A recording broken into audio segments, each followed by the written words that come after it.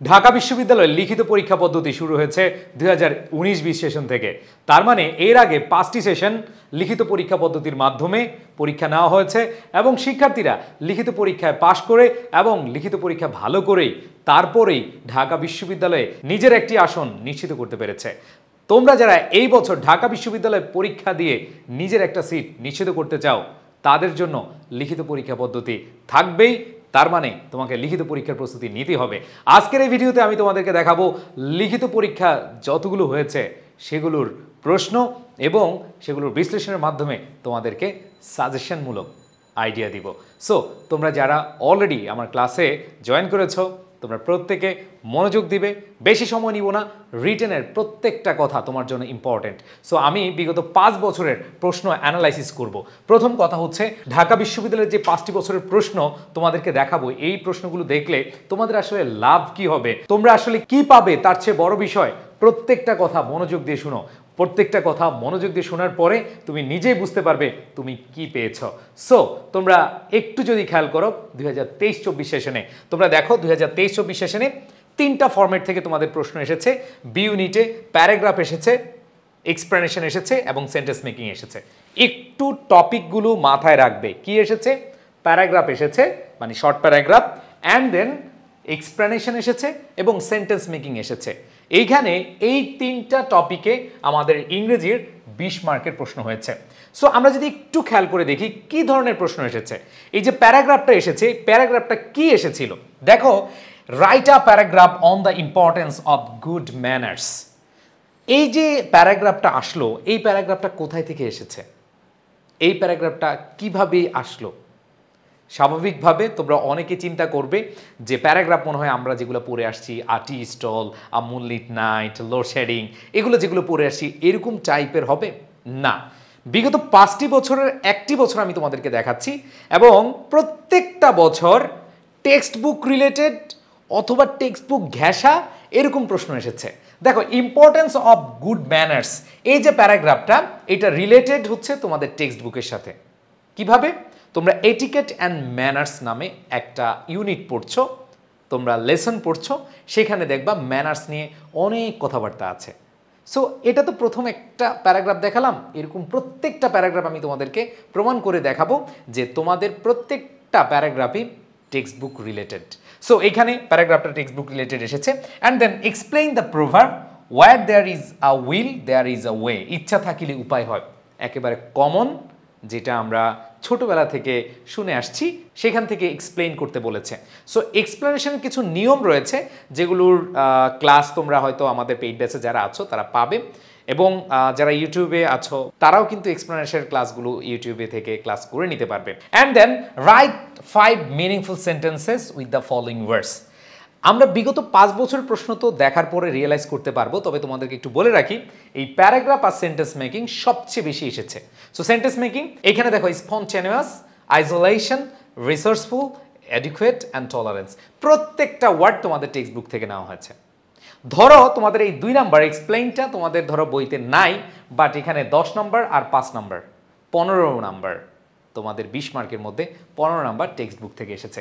And then আমি যদি পরবর্তীতে চলে যাই তোমাদের জন্য 2022-23 সেশনে একটু খেয়াল করে দেখো 2023-24 সেশনে যেই 3টা ফরম্যাট থেকে প্রশ্ন এসেছে 2022-23 সালেও একই ফরম্যাট থেকে প্রশ্ন এসেছে। সেটা হচ্ছে paragraph, explanation and sentence making, same.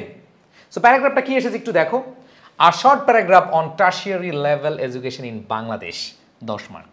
Tertiary education, তোমরা যারা টেক্সট বুকটা পড়েছো টারশিয়ারি এডুকেশন নিয়ে একটা প্যাসেজই আছে। সো এইটা কি ওই থেকে এসেছে?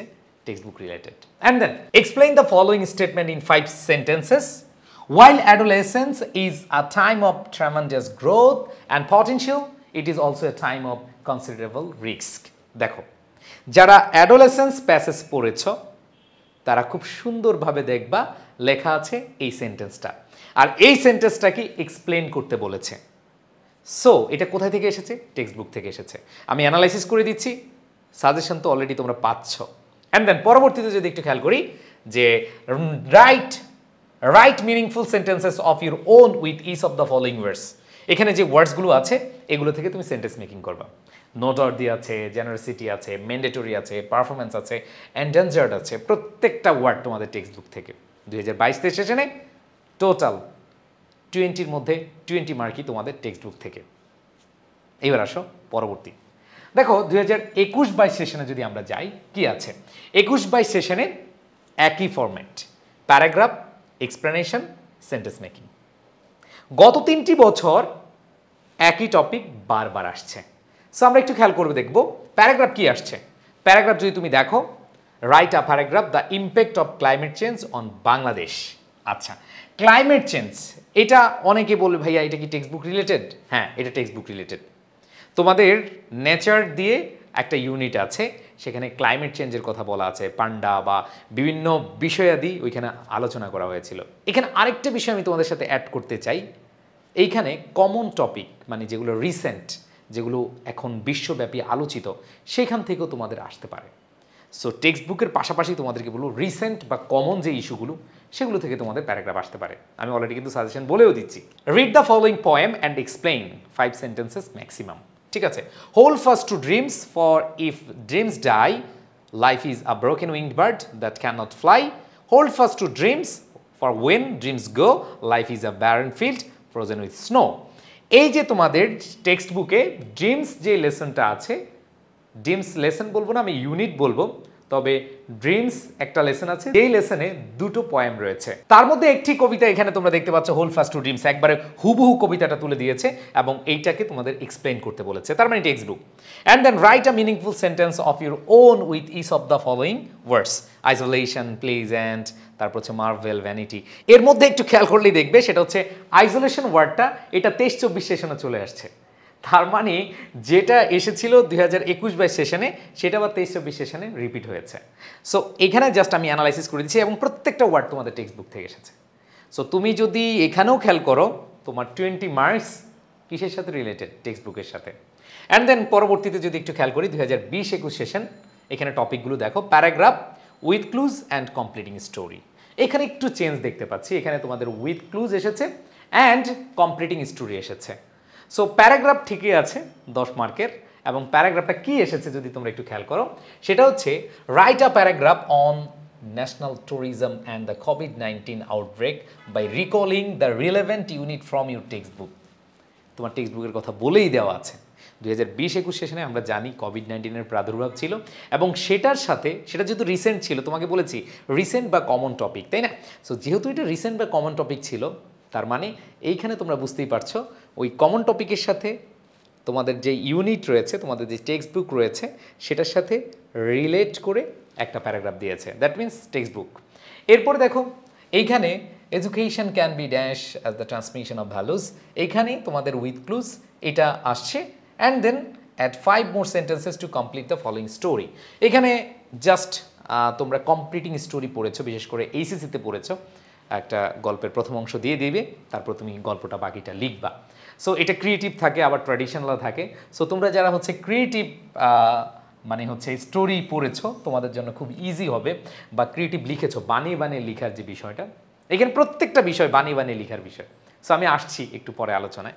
সো এখানে দেখো এটা তোমার বানিয়ে লিখতে হবে, বাকিটা তোমার মতো করে কি করবা, লিখবা। এখানে ফোক মিউজিক সম্পর্কে লিখেছে এবং তোমাদের টেক্সট বুকে ফোক মিউজিক সম্পর্কে বলা আছে। সো এটাও কি টেক্সট বুক রিলেটেড। সো প্রত্যেকটা প্রশ্ন হচ্ছে টেক্সট বুক রিলেটেড আমরা দেখতে পাচ্ছি। জাস্ট আমরা যদি খেয়াল করি 2019-20 সেশন একবার শুরুর সময়, মানে যেটা হচ্ছে ঢাকা বিশ্ববিদ্যালয় প্রথমবারের মতো পরীক্ষা নিয়েছে, সেখানে দেখো যে write a paragraph by analysing the significance of Bangabandhu Sheikh Mujibur Rahman's historic speech of 7 March 1971। তোমাদের বইটা খুললেই প্রথমেই দেখবা 7 March speech, that means unforgettable history, তাই না? সো এইখানে তোমরা খেয়াল করলেই দেখবা যে তোমাদের একবারে প্র্যাকটিস সেকশন থেকেই আমরা প্রশ্নটা চলে এসেছে, এবং এটা টোটালি চলে আসছে কই থেকে, মেইন বই থেকে। এরপরে খেয়াল করো যে ফিল ইন দ্য গ্যাপসটা এসেছে, এইটাও তোমাদের টেক্সট বুক থেকে। বুড়িগঙ্গা নিয়ে তোমাদের একটা প্যাসেজ আছে, একবার হুবহু তুলে দিয়েছে। And then last heritage, empowerment, hospitality, fascination, integrate, প্রত্যেকটা ওয়ার্ড কোথায় আছে তোমাদের টেক্সট বুকে। এখানে একটা মজার ব্যাপার দেখো, ইন্টিগ্রেট আছে, আবার আমি তোমাদেরকে যদি একটু নিয়ে যাই একটু পেছনে, এখানে একটু খেয়াল করে দেখো প্রত্যেকটা সেন্টেন্সের মানে যদি তুমি সাইজ দেখো, হেরিটেজ, এম্পাওয়ারমেন্ট, হসপিটালিটি, মানে মোটামুটি একটু বড় সাইজের ওয়ার্ডগুলো মানে বারবার আসতেছে। এটা জাস্ট একটু আমি মজা করে বললাম। সো এই যে 5 বছরের কোয়েশ্চেন তোমাদেরকে দেখালাম, এই 5 বছরের কোয়েশ্চেন অ্যানালাইসিস করলে যেটা হয়, যেটা আমরা বুঝি, ফার্স্ট অফ অল যারা বি ইউনিটে পরীক্ষা দিবা, তোমাদের একেবারে শুরুর যে কাজটা সেটা হচ্ছে টেক্সট বুক ভালোভাবে পড়তে হবে। টেক্সট বুক শুধু তোমার রিটেনের জন্য না, এমন হয়েছে 15টা কোয়েশ্চেনের মধ্যে 9টা কোয়েশ্চেন এসেছে টেক্সট বুক থেকে। চিন্তা করা যায়, মানে একবারে গ্রামাটিক্যাল আইটেম সহ। এইটা 2019-20 এরকম সেশনের সময়। সো এখনও কিন্তু আসতেছে, মানে তোমাকে অবশ্যই এমসিকিউর জন্য টেক্সট বুক পড়তে হবে, রিটেনের জন্য টেক্সট বুক পড়তে হবে। তুমি যদি টেক্সট বুক না পড়ো তুমি নিজেই বিপদে পড়বা। সো অবশ্যই মাথায় রাখতে হবে তোমার টেক্সট বুক লাগবে। এখন আমি যে কথাগুলো বলেছি, অ্যানালাইসিস করে যে কথাগুলো তোমাদেরকে দেখালাম, আমার মনে হয় তোমরা মোটামুটি বুঝতে পেরেছ যে এগুলো টেক্সট বুক থেকে তুমি দেখতে পাচ্ছ আসছে। বাট টেক্সট বুক থেকে আসলো, কমন পড়লো, সব হলো, কিন্তু তুমি লিখতে পারছো না। এই যে তোমাদের অনেকেরই প্রবলেম হচ্ছে লিখতে না পারা।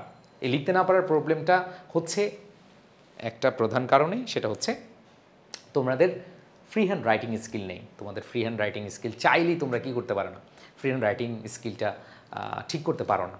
সো তোমরা যারা আছো, অনেকেই বলছো ভাইয়া কী করবো, বিশেষ করে রিটেনের বইয়ের জন্য আমি কি বইয়ের কোনো সাজেশন দিব, মানে বুক সাজেস্ট করবো কি না। আমি আমার অভিজ্ঞতা থেকে বলি, 2019-20 সেশনে যখন ঢাকা বিশ্ববিদ্যালয়ের প্রথম হচ্ছে লিখিত আনে, তখন লিখিত প্রথম বই আমি এবং আমরা আরও কয়েকজন মিলে লিখি, এবং আমাদের বই আলহামদুলিল্লাহ সারা মার্কেটে ওয়ান অফ দ্য বেস্ট বুক ছিল। সো তারই ধারাবাহিকতায় যেহেতু রিটেন নিয়ে অনেক দিন ধরে কাজ করছি, সো একটা আইডিয়া তোমাদেরকে দিতে পারি যে রিটেনের জন্য তোমরা অবশ্যই ফ্রি হ্যান্ড রাইটিংকে আগে কী করবা, প্রায়োরিটি দিবা। তখন সব তোমার কমন পড়ছে কিন্তু তুমি লিখতে পারছো না। এটা কি টেক্সট বুকের ব্যর্থতা, কমনের ব্যর্থতা, নাকি তোমার ব্যর্থতা? তোমার ব্যর্থতা। সো আমি বইটার কথা একটু বলি, সেটা হচ্ছে তোমরা রিটেন ট্রিক্স মানে লিখিত কৌশল, সেখানে ফ্রি হ্যান্ড রাইটিং আছে। আমি যদি একটু বড় করে দেখাই তোমাদেরকে, ফ্রি হ্যান্ড রাইটিং সহ তোমার ফ্রি হ্যান্ড রাইটিং কীভাবে লিখবা সেগুলোর নিয়ম সহ, এবং তোমাদের বাংলা এবং ইংরেজি 40 মার্কের, বাংলা এবং ইংরেজি দুইটাই থাকবে, বাংলা এবং ইংরেজির 40 মার্কের প্রস্তুতি হয়ে যাবে এই বইটা থেকে। আমি জানি তোমরা অনেকেই এমসিকিউর জন্য অনেক বই কিনো, কিন্তু রিটেনের জন্য একটা দুইটা কিনতে গেলেই শেষ। প্রথম কথা হচ্ছে রিটেনের জন্য তোমার টেক্সট বুক পড়তেই হবে, আর আরেকটা হচ্ছে তোমার ফ্রি হ্যান্ড রাইটিং লাগবে। সো ফ্রি হ্যান্ড রাইটিং না, সব কিছু মিলিয়ে তোমাকে রিটেনের জন্য প্রস্তুতির জন্য, বাংলা এবং ইংরেজি প্রস্তুতির জন্য এক মলাটি যথেষ্ট, রিটেন ট্রিক্স। অনেকে বলে ভাইয়া এই বইটা কিভাবে পাবো? এই বইটা পাবা 01987446460 এই নাম্বারে তোমরা হোয়াটসঅ্যাপ করেই নিতে পারবা। ওকে, আর আরেকটা বিষয়, তোমাদের নিকটস্থ যে লাইব্রেরিগুলো আছে সেখানে বলবো রিটেন ট্রিক্স, আবার বলছি স্ক্রিনশট নিয়ে নিতে পারো। রিটেন ট্রিক্স, এখানে আমরা বাংলা ইংরেজির টোটাল মানবিক ও বিভাগ পরিবর্তনের যে সিলেবাস আছে সেটা এখানে কমপ্লিট করে দিচ্ছি। অ্যান্ড দেন তোমরা যারা কমার্সের রয়েছে, যদিও আমি কমার্সের আজকে কথা বলি না, অনেকে সি ইউনিটে পরীক্ষা দিবা, আর যেহেতু কমার্সের, সায়েন্সের এবং মানবিকের সবাই কিন্তু বি ইউনিটে পরীক্ষা দিতে পারবা। সো এই জন্য এইটাকে আমি প্রায়োরিটি দিচ্ছি। অ্যান্ড দেন কমার্সের জন্য রিটেন ট্রিক্স, এটা হচ্ছে সি ইউনিট, মানে হচ্ছে লেখা থাকবে। আর যারা টেক্সট বুকের জন্য চিন্তা করছো, আমি যে বারবার দেখালাম টেক্সট বুক, একেবারে আমাদের যে টেক্সট বুক আছে ইংলিশ ফর টুডে, ওই বইটা স্বাভাবিকভাবে বিরক্ত লেগে যাবে, কারণ ওইখানে শুধু ইংরেজি লেখা, আর তুমি বুঝবা না কীভাবে প্রশ্ন আসবে। তো এই বেসিক হেক্স বইতে একবারে তোমাদের ফ্র্যাগমেন্টেড ট্রান্সলেশন সব ভেঙে সব কিছু দেওয়া আছে। সো এইটা তোমরা ফলো করবা। দেখো তোমাদেরকে বলি যে তোমাদের যে যুদ্ধ, এই যুদ্ধ কিন্তু আসলে 5 জন 10 জন বা 20,000 স্টুডেন্টের সাথে না, সারা বাংলাদেশের সকল স্টুডেন্টের সাথে। সো এই জন্য তোমাদের একটু বেশি প্রস্তুতি নিতে হবে, বিশেষ করে রিটেনের ক্ষেত্রে। আর রিটেনে তোমরা অনেককেই অনেক বেশি প্রেশারাইজড করো না। সো আমি তোমাদেরকে বলবো বেশি প্রেশারাইজ করতে হবে, ভালো প্রস্তুতি নিতে হবে, একাধিক বই পড়তে হবে। সো 40 মার্ক, দেখো তুমি এমসিকিউর জন্য 8-10টা বই কিনে ফেলছো, বাট রিটেনের জন্য 1-2টা বই এখনও কিন্তু কিনো নাই। সো যারা মানবিকে আছো তোমাদের জন্য রিটেন ট্রিক্স এবং হচ্ছে বেসিক হ্যাক্স, এই দুইটা হচ্ছে তোমরা নিবা। ওকে, সো তারপরেও যদি তোমাদের আর কোনো পরামর্শ লাগে সেটা অবশ্যই দিবা। আর সবশেষে একটা কথাই বলবো, সেটা হচ্ছে তোমার এমসিকিউ তো ভালো করতে হবে। এমসিকিউ তো অনেকে বুক সাজেশন চাচ্ছ, আমাদের ইংলিশ ফাউন্ডেশন, জিকে ফাউন্ডেশন, ঠিক আছে, এই বইগুলো আমরা অনেক অ্যানালাইসিস করে আমাদের অভিজ্ঞতার জুড়ে দিয়ে তোমাদের জন্য তৈরি করেছি। অ্যান্ড দেন তোমরা যদি অনেকে মনে করো যে ভাই আমার রিটেন প্রবলেম বা আমি লিখিত কোর্স করতে চাচ্ছি, তারা হচ্ছে আমাদের বি ইউনিটের এবং সি ইউনিটের আলাদা রিটেন কোর্স রয়েছে এবং সেগুলো তোমরা স্ক্রিনশট নিয়ে রাখতে পারো এবং তোমাদের জন্য ইনশাল্লাহ বেস্ট একটা কোর্স হতে যাচ্ছে এবং যারা টিচার প্যানেল রয়েছে দে আর ভেরি এক্সপিরিয়েন্স এবং সবাই ঢাকা ইউনিভার্সিটির অ্যান্ড দেন এইখানেও তোমাদের কমার্সের সবাই ঢাকা ইউনিভার্সিটির তোমাদের জন্য ইনশাল্লাহ বেস্ট একটা কোর্স হতে যাচ্ছে। তবে একটা বিষয়, যদি তোমরা এই কোর্সে ভর্তি হয়ে যাও মানে আইসিইউ ব্যাচে, মানে এমসিকিউ এবং রিটেন টোটাল প্রিপারেশনের জন্য, তোমরা জানো আমরাই বাংলাদেশের প্রথম আমরা হচ্ছে আমাদের যে lecture sheet, printed lecture sheet সেটা প্রোভাইড করছি। সো লেকচার শিটের পাশে আমাদের ডিউ টার্গেট বুক আছে, তারপর হচ্ছে কোর্স প্ল্যান আছে, রুটিন আছে, যেগুলো আছে সব কিছু পেয়ে যাবা যারা আইসিইউ ব্যাচ 1-এ ভর্তি হবা। আর এই ব্যাচে ভর্তি হলে এই কোর্সটা ফ্রি, মানে এই কোর্সে তোমাদের আলাদা ভর্তি হওয়া লাগবে না।